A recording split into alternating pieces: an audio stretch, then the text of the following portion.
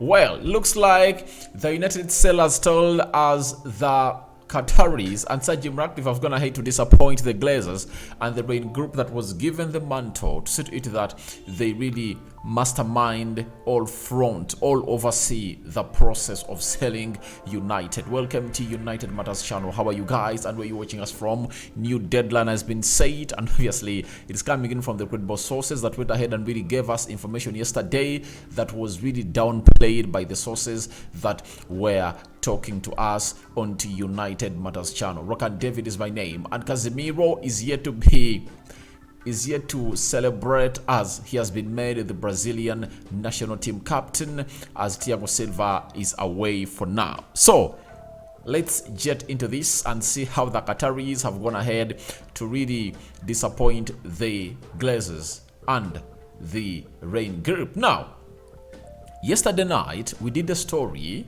that the Qataris through Sheik Jassim had gone ahead to submit in their bid. That's the second bid, and it was equivalent to 5.5 billion pounds. Then Sir Jim Ratcliffe had made his second bid, and it was equivalent to 5 billion pounds.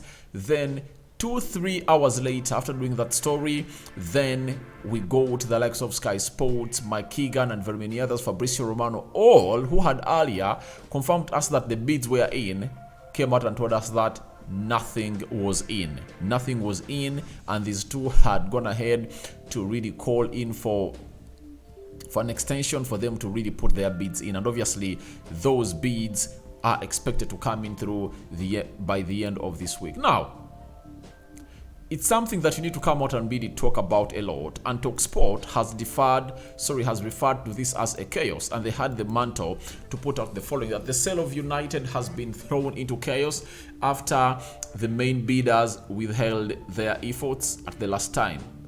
It's thought the only bids now are for minority stake, leaving the Glazers still in charge. Now, when you look at such scenarios that happened last night, I think it's all about the Glazers' stance to not sell the club. And I think the only two people we know that they want to put in what we call bids to take over Manchester United. For example, Sheik Jassim wants to take United 100%. You get? Sir Jim Ratcliffe wants to buy the 69% shares of the Glazers they own at Manchester United. So, because a story was put out again that the Glazers are not willing, the Glazers won't feel any bothered to not sell this club if at all the realistic call for them for this club of 6 billion pounds is not meant by any bidders. I think this may be downplayed Sheik Jassim down and Sir Jim Ratcliffe, because they are saying we are putting in bids, but obviously the person who is responsible for the bids or to accept our bids is already sending out a message that he wants 6 billion pounds, and if at all it's not met, they want to really stay at the club of Manchester United. That might go for my minority stake, and I think that played part in this, because these two are really pushing to get the club done, to get the club in their hands, and the Glazers are showing them that if at all you cannot get us 6 billion pounds, you aren't going to go anywhere. And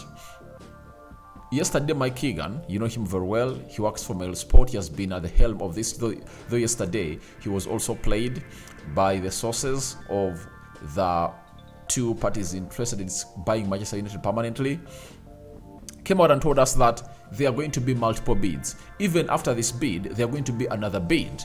So it was like he was preparing us for some bad news, that even when you expect bids to be ready and equaling the levels of the Glazers, if they never meet 6 billion pounds, then they won't find themselves in a position of really surrendering it to the Qataris or the Sir Jim Ratcliffe. So I think it's really bad for Manchester United, because we who were so much eager to see the takeover of Manchester United get done by the end of this month, we've gone ahead to be downplayed. Because if at all these bids came in through yesterday, then we would have found ourselves in a position of knowing who has put in how much And maybe £6 billion bid would have been met, and the Glazers and the Rain Group are going ahead to settle down onto one.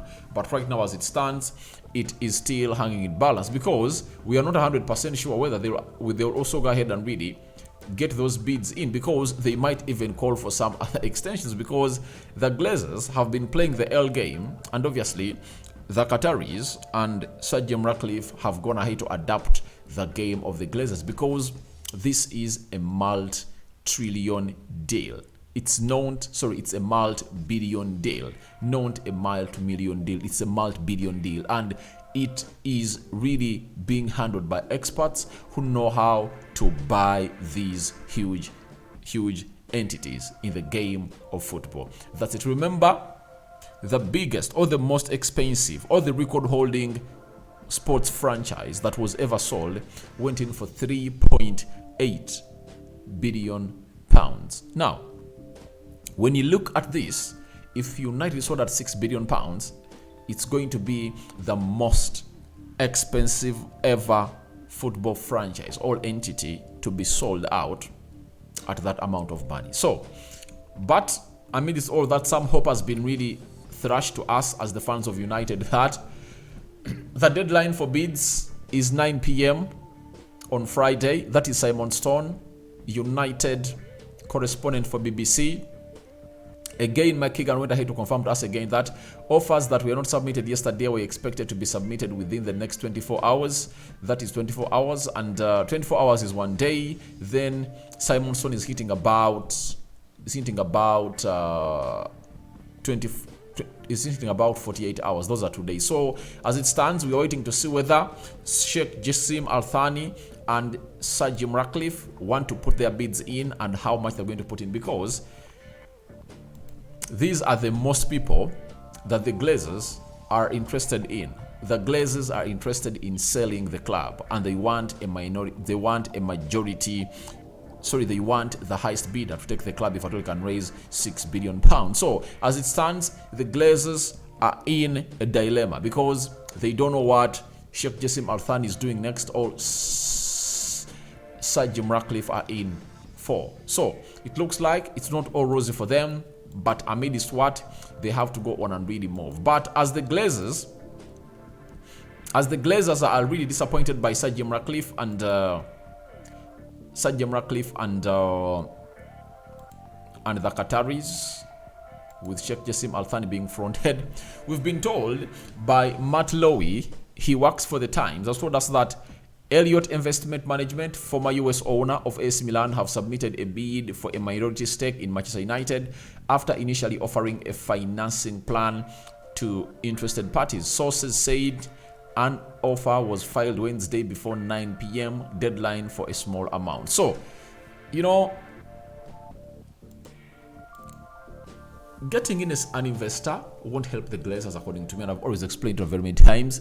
They might be wanting to sell, but they want to put themselves in a position of putting Sir Jim Ratcliffe and Sheik Jassim Al Thani on their knees. But this time around, it's not going to work out because they've been played off their game. And the L game they've been playing, Sheik Jassim Al Thani is trying to go ahead and really show them that, all right, you are playing the L game, but you are the masters of the L game. We can also play it as you want to play it. And this time around, they've been left in a more weak position, and it never went on well internally at Manchester United, especially when this news landed into the ears of the Glazers and the Rain Group that the people that they are so much wanted to go head to head have not put in their bids, and that's why the deal or the deal has been extended to that side. But Elliott coming in through, I don't think they have the money to save this club. They don't have the money, because even if you give the Glazers £2 billion, take off the stadium 1.1, the investment, so I think it does not work well for them. When you look at Sheik Jassim Al Thani, he has gone out to put a plan of making an investment of worth £7 billion in Manchester United. £7 billion investment in Manchester United. You get? So you see how far we should be and how far we should go. It's all about a huge or a hefty or astronomical investment that is needed from these people known as the Qataris or I think the Qataris, because I don't see Ratcliffe coming in through and really injecting that amount of money in Manchester United, because he has always said he's not going to be ransomed, he's not going to overpay for the club of Manchester United. Now, good news coming in from Brazil. It's one of our most important players known as Casemiro. He has found himself as given the Brazilian captaincy, as he is a leader and reference for all the young players who are arriving at the national team now. To me, I don't know whether it's permanent or it's because Thiago Silva has really found himself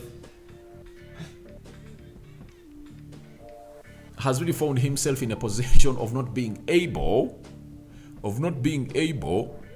to make it to this trip because he's injured and recovering from injury. But to me, I think Casemiro is a leader. And secondly, he's a winner. That winning mentality holds, and obviously having every type of leadership skill, it will help him really see himself do this captaincy for a very, very long time. If at all, he has been made the permanent captain of Brazil. But for us as Manchester United, how do we benefit? One, he's not going to be playing very many games, so you need him to keep that touch with him. That's it. You need Casemiro to come in through and really play those games. The two games are going to play against Morocco and the other team next week. So to it that when he comes back at Manchester United, he's not going to play against Newcastle. He's not going to play against Brentford. He's not going to play against... after Brentford, I think we'll play the midweek against Sevilla. Then he'll miss out on the game of... it's Brentford, Everton and Newcastle. So then he'll return. I think when we're playing against which team? It's going to be Brighton. Yeah, and I think we might find ourselves playing Brighton in a double cold leg. Semi-finals of the FA Cup 22nd, and then out of the semi-finals we have another game to play against Brighton. So to me, I think it works well out for Casemiro as a person who needs to be having minutes in his legs. You know, every time the player is not playing regularly, he loses what we call match fitness. You might be training fit, but you might be losing out onto what we call the match fitness, and that will be so much vomitous for us to say to it that Casemiro has found himself in the fats of not playing the game of football. You get, he will be redundant and doing nothing. But this time around, these two games he's going to play are really going to really elevate him to the next level, to see to it that he really gets in those minutes as well deserved by Erik ten Hag. So guys, thank you very much for watching in through your thoughts onto Manchester United your thoughts onto Manchester United sale to either Qataris or Sheik Ratcliffe Stelz are welcome in the comment section below.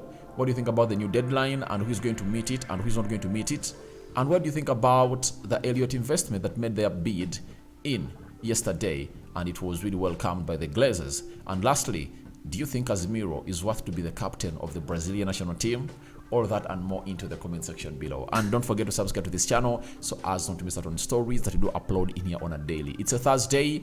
May the Almighty Lord enlighten your day like he has always done, because he is the Lord God that makes things happen and you have to love him. I sign out for now. See you later. For Muslims, enjoy your Ramadan. It started yesterday night. It's going, I think, is it for 40 days? I understand 40 days. So may the Muslims also enjoy your Ramadan, and may Allah grant you the best of requests they're going to make into your Ramadan or fasting period. I'm out.